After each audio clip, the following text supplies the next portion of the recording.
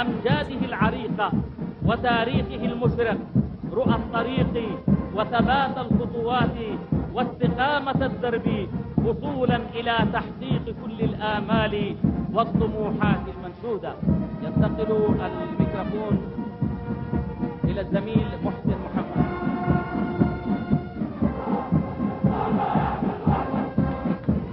يوم من الدهر لم تصنع أشعته شمس الضحى، بل صنعناه بأيدينا.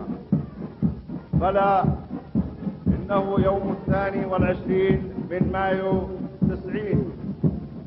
في ذلك اليوم الخالد التأم القلب اليمني المشطر، وتشابكت الأيدي، وتناثرت ورود المحبة، وعمت الفرحة على امتداد هذه الأرض الشامخة المزدانة بأنوار الوحدة المباركة. الوحدة تمثل إنجازا يمنيا عظيما وعربي الطموح، ولنا أن نفخر ببلادنا التي تتميز بهذه الخصوصية منذ قيام دولة السبع العظيمة. فاليمن تحتل المكان العالي الذي تنظر إليه أفئدة الشعب العربي في كل بقاعه المجزأة. ووحدة الشعب اليمني لا تعني اليمنيين فحسب، بل تعني كل العرب الوحدويين.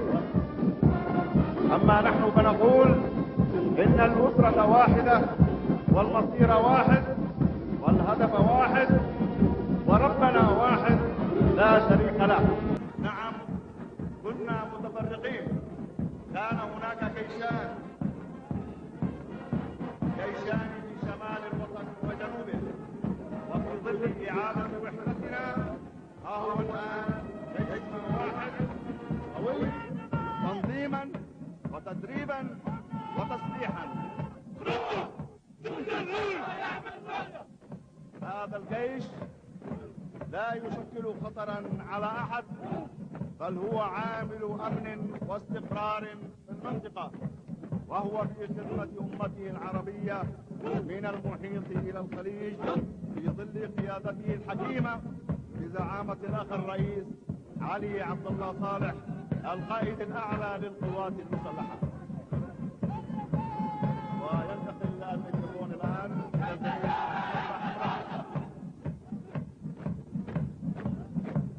الله أكبر يا يمن، الله أكبر يا يمن اليمن والإيمان والحكمة، يا مهد العروبة والإسلام والحضارات المشرقة. الله أكبر.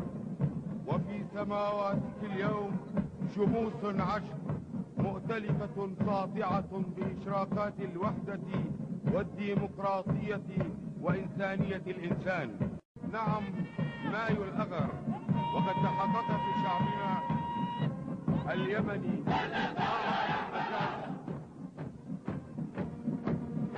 والمنجزات، والبشارة تنتج لوحات الفرح والعناق في عيدنا الوطني العاشر لقيام الجمهورية اليمنية.